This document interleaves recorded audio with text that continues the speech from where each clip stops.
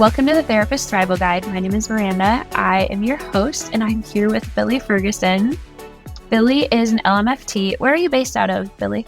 I'm in Oklahoma. Okay. What part of Oklahoma? I'm in a suburb of Oklahoma City, Edmond, Oklahoma, but live outside of the city. So very central Oklahoma. Okay. Awesome. And how long have you been an LMFT? Oh, I've been a therapist for over 10 years now. And so I get to say I've been a therapist for a decade, and it makes me sound like I've been doing this for a long time. Well, you're very seasoned. Well, not even, you are very seasoned, but so I'm excited to have you on because the main audience for this podcast is new therapists that are trying to, learn what sort of how to do practice management, learn how to really be a therapist. I don't know about you, but I don't feel like graduate school really prepared me super well for it.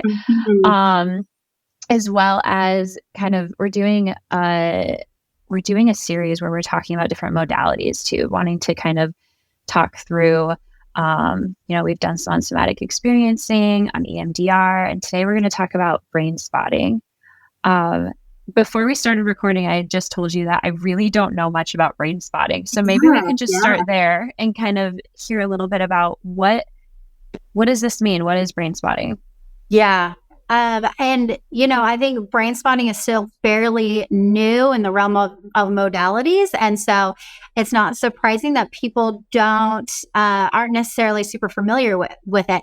I had just done in the fall a talk at a conference here in Oklahoma where I had a room full of therapists, and I asked who was familiar with Brainspotting, and like 3-4 people in that room had raised their hands. So it really is coming on the scene, but it's coming fast on the scene. This is something you definitely will hear about. Brainspotting was really kind of born out of EMDR. Dr. David Gran really discovered Brainspotting and has done, developed all the trainings for it. And he was an EMDR therapist. And the story is that he was doing EMDR with an ice skater. And he started noticing that in some particular spots where that athlete was looking with her eyes would start to kind of bubble, her eyes would fixate on a certain spot. So he got curious around that, and he said, hey, hold your eyes in this particular spot. And what happened was that athlete unlocked a whole lot of childhood trauma, a whole lot of trauma in a particular stunt that she was trying to perform. And after processing it through in that particular spot, she was able to perform that stunt. She was able to really process through some of those traumas that she was holding on to. And so that's kind of where it started. He started experimenting with some different ways of holding an eye gaze, holding where somebody was looking and having them process through it. And so it really was from some of those EMDR principles and ways of helping process people that he just he followed. He noticed what was working and what was happening when people were looking at one particular area, one particular spot, and just allowed them to process through. So that's kind of how it started. How does that work? That's just, I don't understand the science behind that. I'm not an EMDR therapist, but I do understand enough around EMDR that it's like, you're moving your eyes back and forth, you're connecting the two sides of your brain. Is it similar with Brainspotting? Yeah, except that we're not necessarily moving our eyes to process through it. We're finding one spot and allowing ourselves to stay there and look in that one spot. Because the idea is that our eyes are essentially just, they're part of our brain. They are made of neural cells. They are one of the first organs to develop in utero, and it's coming from brain cells. And so it's just essentially we're looking at parts of the brain when we're looking at somebody's eyes, which is just wild to me. But we are unlocking some of those experiences. There are 6 major muscles that are connected to our eyes, and those muscles are connected to all of the pathways of the brain. So we're accessing those pathways where trauma or experiences are really held tight in the brain, to unlock, to process through, to rewire, and create some new neural pathways. This is fascinating. So is it like a different, for somebody who's going through brain spotting, are you looking at the same place? Are you walking your client through, okay, look in this spot? Or is it kind of a different spot for everybody? Yeah, it's going to be a different spot for everybody. And even with each person, there are going to be different spots, just kind of depending on a lot of factors, actually, but the different experiences, different emotions, just different things that we're working through, we're going to have different spots for. And so, for example, if we're working on a particular issue that's coming up for somebody, say there's something that they're really anxious around, I'm going to have them really activate that anxiety in their body. They're going to really feel it, describe it. And then I'm going to use my attunement with my client. I'm going to be watching my client for different reflexes. I'm going to be watching for different energy shifts. I'm going to feel what I feel in the room. You know, that kind of indescribable feeling when you're with somebody. Yeah, I'm going to use that. And I'm also going to be having you use your attunement with yourself. So any sensations you feel in your body, any emotions that come up, you're going to notice them, observe them, call them out. Oh, I feel this coming up. We're going to use those 2 things together and then say, all right, you're noticing something when you look over to the right. Now notice when you're looking over to the left. We might start there. Notice what happens when you look up. How about when you look down? And just noticing what comes up with all of that. And find where... And that's one difference between EMDR, right? Where it's like EMDR isn't very somatic. Like it's not really looking at, you know, how you're feeling in your body, whereas brain spotting is. Okay. Very much so. Yeah, we're very in tune with our body, and that's a lot of practice that I do with people before we get into brain spotting, is getting connected with their body. And, you know, I have many clients who aren't necessarily that attuned in their body. And so I'm watching a lot of it, and I'm using a lot of my attunement to help them kind of find that and be really curious about some of those things that are coming up. This is fascinating. So then once you have them kind of moving their eyes around, are you typically wanting them to stay in the spot that makes them anxious or the spot that makes them feel some relief?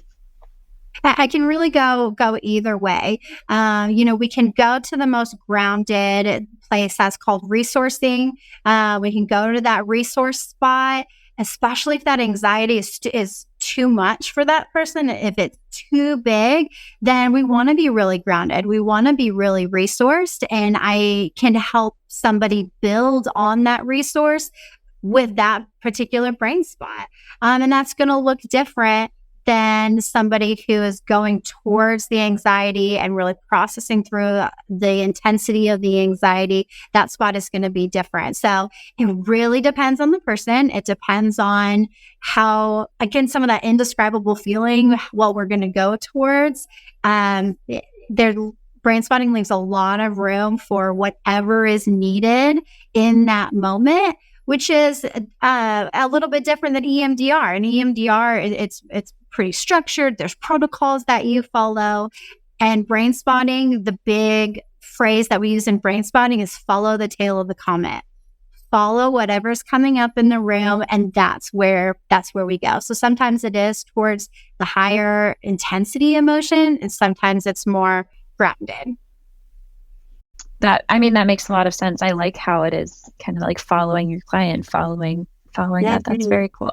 Yeah. So, what drew you to working more so with therapists? We need all the support that we can get. You know, therapists are really good at being in our heads, being analytical, watching and observing and processing what our clients are saying. And sometimes that gets in the way of us connecting with our clients. Sometimes that gets in the way of connecting with ourselves. And so brain spotting in particular has been a great tool to work with clients around or with therapists around, because it's getting them out of that part of their thinking brain. It's getting them out of the analytical prefrontal cortex and getting into our feeling. Yeah, the back brain, it's getting into our feeling. It's tapping into our intuition, which allows us to connect with people on a total different level. And it allows us to process through some of the experiences we hold in a total different way. I mean, we're therapists. We know coping skills like the back of our hand, right? We know about boundaries, and we know all of the things, A through Z. It's putting it into practice that is the hard part sometimes, and it's getting out of our head and the knowing parts and actually like feeling it and doing it that makes it hard. So it's a great modality to use with therapists. That makes so much sense, because I feel like, I mean, speaking from experience, I feel like it's so easy to like intellectualize things and be like, I know how this works. Right? I know what I'm doing. I know my coping skills, I was getting frustrated the other day and my daughter was like, Mommy, do you need to take a deep breath? And I was like, yes, that's true. Like, but I think that's an example where it's like, yes, I know what I'm supposed to be doing, but, so I think that's so helpful to know that this could be a modality that kind of gets you out of that thinking brain and into the feeling and processing. So absolutely. Once you have somebody in the brain spot that you want to kind of focus in, what does processing actually look like? You said it's not as structured as EMDR. What are you typically having somebody, I guess maybe let me take a step back. Are you typically having someone say, okay, today I want to process through this experience that happened? And so then you're kind of structuring your session where you're like, okay, we're going to be doing that. What does that look like? Yeah, sometimes we can start with a specific issue, a specific memory, and sometimes it really is a matter of let's just see what comes up as I guess. The name of the game is observing and noticing.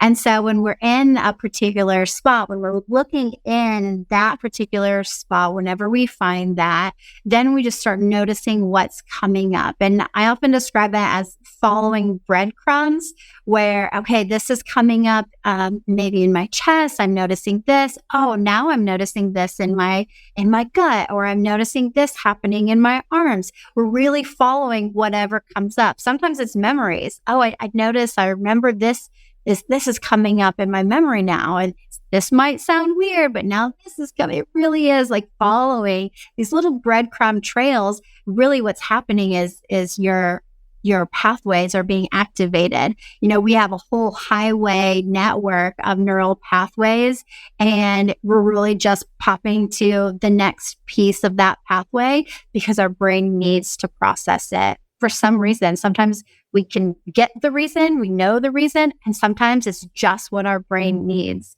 So we're really following whatever comes up. I have some people that start with that specific issue or memory, and then they go totally and process something totally different comes up. It's all different. And, there's a lot of artistry in brain spotting because people integrate a lot of different modalities while somebody is processing in that one particular spot. IFS is a big one. A lot of people do parts work when they are processing in that. A lot of therapists might add in some, they might switch with EMDR. They might add in some CBT while they're in that spot processing. So this is another one of the cool things about brain spotting is that therapists can make it their own. And I usually am able to connect what my client needs in that particular moment. It might be some parts work. It might just be some of that somatic experiencing. It might be a little CBT or DBT that is sprinkled in there, but it's being in that particular eye gaze spot that allows us to do some of that deeper processing work. So this might be a silly question, but theoretically, could you do brain spotting to yourself? Absolutely. Yeah. Okay. That has been one of the things that has been most helpful for me and kind of my processing and my self-care is learning about brain spotting, but then it's called self-spotting, doing that on your own. So what it can look like is if you are struggling with something, and sometimes I do this just as to kind of clear out whatever I might be carrying from the day. The first thing you want to do is look up bilateral sound. This is another thing that has kind of come from EMDR. Bilateral sound has really been engineered. So it has this almost wave effect in your ears. It's loud around one side, kind of gets softer. And then on the other ear, it gets a little bit louder, then softer and goes back. You can find bilateral sound if you search on Spotify, Apple Music, there's YouTube videos. So you can really find that bilateral sound anywhere, but you want to start with that. Earbud in each ear and just allowing that sound to kind of help in your processing.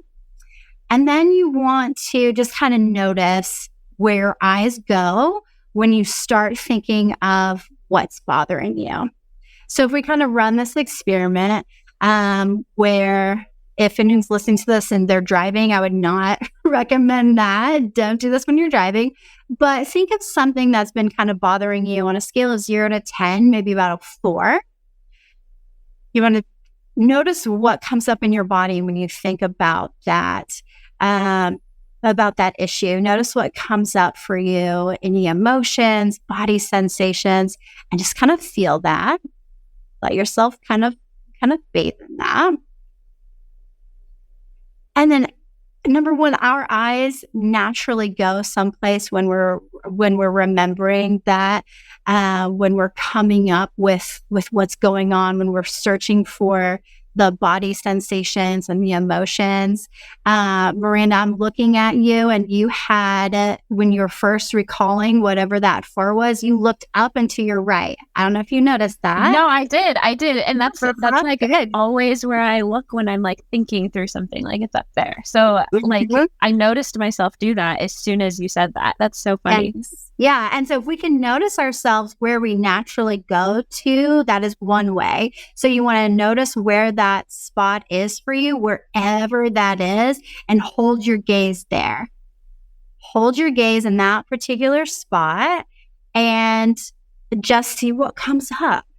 Notice what is happening in your body. Notice any sensations. Notice any thoughts, and just anything that comes up we want to follow. And that allows us to continue to process through. That allows us to kind of be with and sit with whatever's coming up for us. So is that while you're doing that, you're listening to that sound still? Okay. Because that's helping your brain process just anything that's coming up for you. It's activating each side of your brain hemispheres at different times, almost like a REM sleep, how we see kind of that pattern. But it's with, it's in our auditory senses, and that's how our body is processing through. Another way to do that, not just noticing where your eyes go, but we can look for the spot that it feels most intense. So again, if you're bringing up that 4 issue, feeling and observing what's happening in your body with that, notice what happens when you look over to your left. Just look to the left. Notice how that 4 is. Now look to the right. Notice how your body is. Notice how that 4 is. If it's any different. It definitely feels more comfortable for me to be looking over here. Like if I start looking over here, I'm like, I start to feel a little bit like antsy or something. I don't know how to quite describe it, but. So that emotional intensity really raised when you were looking over in that particular spot, didn't it? Yeah. And so again, we could go to either spot. We could go to either side. We could go to that more intense side and really sit in that. It can be uncomfortable, but there really is this peak of just sitting in it that allows our body to process through. It'll get higher intensity, but then it'll drop down and your body will process through it. Or we could go over to the other side where you felt more grounded and we could process it through even on that side. Yeah. But which side is typically like more effective in processing something? So if I'm thinking of my 4 issue, then I mean, it feels more comfortable for me to be looking over here and I can probably talk to you about it just fine. But if I was looking over to the other side, I think it would feel a little bit like, maybe intense is the best word to put it. It would maybe, or to use, it would maybe just bring things up faster. Yeah. And that's the thing about therapy, isn't it? That sometimes we have to go to those uncomfortable places to really process through and really grow. However, we do not want to feel totally out of control. And we it's not necessarily helpful to feel like we're going to stay in this place forever. And so there may be times where we need to process through the grounded and feel more resource to process through the tough stuff. But, processing in that uncomfortable place is okay too. So I don't know that there's necessarily a more effective place. It's different for everybody. It really is. Oh man, I always learn a lot from these episodes, but this one is really cool. Like I'm enjoying this a lot. So, I know that one of the things that you're so passionate about is helping therapists through with brain spotting and self-spotting. And one of the things that you talk about too, that you've talked with me about is helping people heal from toxic workplaces. And I'm so interested to hear what does this look like with brain spotting, or how does this work? Yeah. So working with people that have come from difficult relationships, specifically workplace relationships, I think that people are talking about this more, what this is like to be in a workplace that feels very toxic, abusive, manipulative, and especially therapists. It wasn't that long ago where this is just how it was. Every therapist, you get out of school and you go to some of these places and they work you to, they work you to the bone. They work you with high caseloads. They work you to just do things to help people. And that is not necessarily helpful. That's not helpful to our clients. No. That's not helpful to us. And especially getting right out of school, sometimes therapists don't know any better. This is just kind of a rite of passage, or this is just what you're supposed to do to help people. And I think our culture, our society is changing on that, but we still have a lot to go. But there's definitely we've definitely held on to it. A lot of therapists have been hurt by some of these agencies or some of these workplaces that have taken advantage of their helping nature, taken advantage of just not knowing better. And so we've got to do some healing around that. My journey has been exactly that. I went right from undergrad to grad school to being under supervision and being a therapist. That's just was my path. And I kind of got sucked into that Kool-Aid. I drank that Kool-Aid, and years later, I can say I participated in it. And there's been a lot of healing work that I've had to do, a lot of apologies that I've had to make to people because I was a part of that. I thought, being a supervisor, being part of management, being somebody who trained therapists and was high up in that in that workplace was a badge of honor, but I was not paying attention to the people I was stepping on along the way. And so I've had to do a lot of that, seeking out people. And like I said, making some amends. Number one, recognizing the hurt that I caused in that. And then number two, forgiving myself for getting sucked into that and playing a role in that. It's so common. I mean, you talk to people, therapists across the country, across the world, and they will tell you some of the same stories. It's just what is out there, but it shouldn't be. That shouldn't be. I appreciate you sharing that. I think that a lot of people can listen to this podcast episode and really relate to exactly what you're talking about, where sometimes we get so caught up with wanting to care for our clients and wanting to get a good job right out of grad school, and we don't really know what our own worth is, and we're not really sure how much we should be charging, or like how many clients we should be seeing per week. And thankfully, I've never been in a place where that has had like a crazy insane quota, but like sometimes I'm on some of these Facebook groups for therapists, and they're talking about like requirements of seeing 35 clients a week, which is just like mind blowing to me. I mean, I don't know if I could see more than 12 per week and be an effective therapist, truthfully. I think that that's just almost like my own, in order to be a good therapist, I need to probably not see so many. But I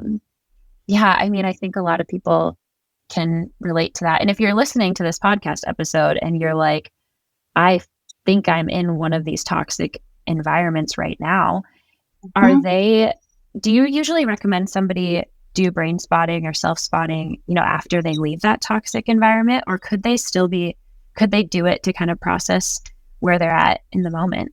Yeah, I think you absolutely can use it to process where you're at in the moment. One of the things that, reflecting on my journey that I found was that I was not paying attention to myself.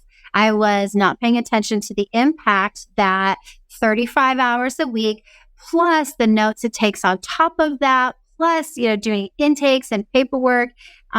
We took, a lot of state-based insurances, which has a whole lot of paperwork, things that you have to do for that on top of just seeing the client. I was traveling around doing home-based services. And so there's travel time on top of that 35 hours, right? It's not just 35 hours a week. Were you required to see 35 clients per week? So there was a pay-based or incentives. Incentives based on how much you're seeing, but there really was quotas, requirements. 2025 would be like the base. And then if you wanted more, you had to do more, right? And at the time, it makes sense. The way that it's pitched to you, the way that I talk to about it with other people, you make it make sense, but you don't look at the cost. You don't look at how you're feeling. You don't look at the quality of services that you're giving to people. You don't look at how it impacts your relationships with your friends or your family, the way you're parenting. I will never remember, or I will never forget, I'll always remember when I had my second child, and I had come back from 6 weeks of maternity leave, and I felt very lucky to have that 6 weeks of maternity leave, and prepared for a state review right away. Was at the office until 10:30 at night preparing paperwork for this, and my husband calling me and saying, "Where are you? We have a 6-week-old, we have a toddler.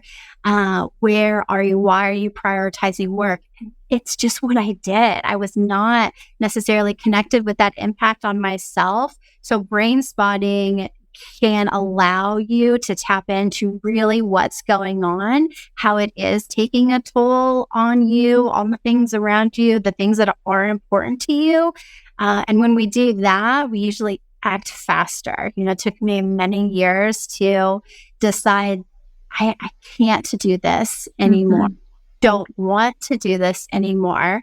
It's worth the risk of doing something like private practice or going out there to find a different environment. There are agencies out there that will be supportive and will absolutely help you find a positive life balance, but you have to go out and find that. Not want what's happening for you right now to go out and look for that. Yeah. Oh my goodness. I mean, sometimes I see some of the posts and things that people will be talking about on these Facebook groups, and it breaks my heart. And I mean, even just hearing your story, Billie, that breaks my heart that like you were so caught up in that, but it's so easy. It's so easy to get caught up in that. What was your wake up call? Like, what made you realize that you needed to, was that your wake up call of like, I'm here at 10 p.m. or what? How did that happen? Yeah, I think that was the biggest wake up call was around that. And, around that time, it was also summer and I was missing out on things I would like to do outside, all the summer things. I would go home and spend all night on the computer doing notes or paperwork or whatever, just to wake up early, to go in early to the office and do it all over again, all in the sake of being, because this is where I have to do this for my paycheck, right? Or I have to do this because the other therapist, the company is counting on me. This is my role. If I left, what would these other therapists do? They would have to pick up that slack. My clients would be without me. What would that look like? So a lot of thinking about everyone else, but at some point in connecting more with myself, I decided like, I have to do this. Have you ever read the book Trauma Stewardship? Oh, no, I haven't. I always have book recommendations for things like this, but this is one of my favorite books. I'm showing it on the screen for those of you who are watching this on YouTube.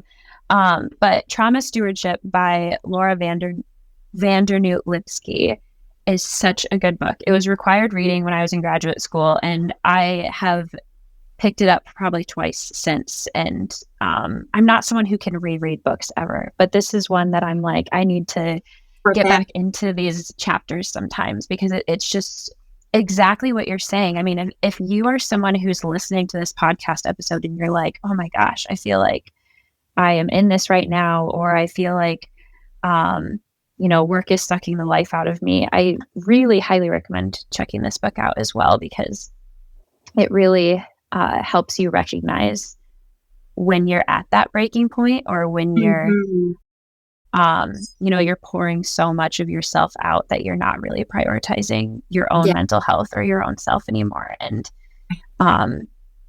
we're in such a hard job for that. Like, we cannot, I mean, it's such a cliche thing to say that you can't pour from an empty cup, but I have never experienced that as strongly as I have in as a therapist. Because if I'm not doing well, I mean, first off, if I'm not doing well, like, my kids are falling apart too, right?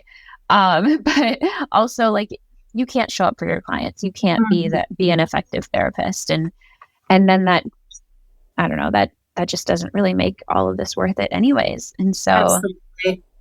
I appreciate you sharing that. I think that we don't talk about that enough in this field. And I think that so many of us went into, I'm a clinical social worker, and I think a lot of us go into some sort of helping profession being like, I'm going to save the world. I'm going to help people. And while that's so noble and so sweet, you also need a paycheck, and you also need work-life balance. And because otherwise you're just not going to be an effective clinician anyways. But it's so true. Yeah, it is not worth it to put yourself on the back burner. It just isn't. You have to prioritize putting yourself on the front burner and taking care of yourself. Yes. Absolutely. That's why it's so important we have a different episode that we did with Megan Cornish a couple months ago that was all about like red flag employers, and talking about like how to spot like a toxic work environment like we're talking about. And for those of you that are listening, I highly recommend you go check out that episode, because we talked really specifically about like, these are some red flags that we see in different positions in different like big agencies. And so I think for a lot of people who are just getting started, it's difficult to really recognize that, because a lot of these agencies will say, make these promises that end up being really empty. And so I think it's important to be able to recognize that. But absolutely. What else do you want to say about brain spotting and kind of this whole topic? I just want to make sure that we got to everything that you were thinking. Yeah, I would definitely say that it's, again, this is one of these therapy cliches, but it's definitely a journey, right? As you are learning about yourself, as you are tuning into yourself, you are going to start picking up on things that's going to lead you to something else. And so when I'm working with therapists, especially around kind of the after effects of a toxic work environment or getting out of one of these environments we're talking about, it really is a small step at a time process. I work with therapists and we do a 7-week program where first off, we kind of set up our intentions for what we want, whether it's getting out of that work environment or kind of getting over a work environment. And that is the very first step. It's just recognizing, giving yourself the grace, giving yourself the understanding that, yeah, you are a therapist and like you just came or you're trying to get out of a place that sucked you in, that what is not what you needed. And that's okay. And it's okay to move forward. And so that is the very first step. Don't we take our clients through some of the same process, but we have to give ourselves space to do it on our own too. And then really walking therapists through some of the healing work that it takes to build up confidence or regulate our nervous system. Or kind of dream for ourselves. It really is this stepping stone journey that allows us to then be in a place, whether it's finding an agency that's healthy, whether it's going into private practice for ourselves, finding that place where we can really grow and really thrive. That's what's most important. So just because you've decided, all right, I'm going to get out, does not mean that it's over for you. Or just because you've decided I'm no longer there, it's not over for you. We're going to continue this work. This is stuff that stays with us. If we don't do anything about it, it'll come back. And so being able to just really trust in that journey, see it as a journey, and do some of those steps is really important for our work with clients. I would love to be able to share a link to that in the description of this video, to some of the work that you're doing. And, yeah, absolutely. And then I feel like I would be amiss if I didn't like plug Ellie as well, because I love the agency that I work for. I love being able to choose my hours, choose however many clients I see, and not be bound by like insane quotas. So wanted to just put that plug out there too. Yes, so lucky to be at an agency that's clinician run. And so, I mean, she gets it. Yeah, that's important. Thank you so much for joining, Billie. This has been so informative. And sometimes I end these episodes and I'm like, oh, that was a really cool modality. I hope this will be helpful for people. But I feel like I'm ending this episode going, that was a really cool modality. I should learn more about this. Yes. Like I should do some more of this. This is cool.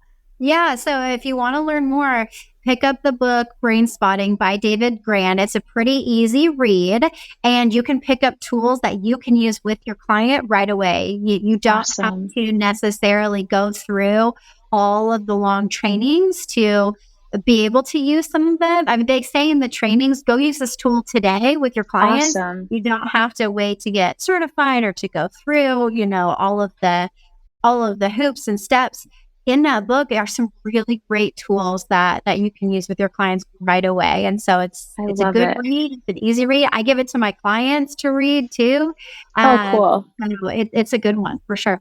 And I feel like it's so rare for modalities to to say that, because I think sometimes, I don't know about you, but I feel like when I'm looking for training or when I'm looking at new modalities to get certified in, I'm like, okay, this is going to be a 2-year process and $10,000 or something crazy like that. And so I appreciate that this is actually a more accessible modality as well. That's awesome. Yeah, it is. It is. Well, cool. Thank you so much for joining. Thank you for having me. I love talking about it. So I appreciate you having me on. Absolutely.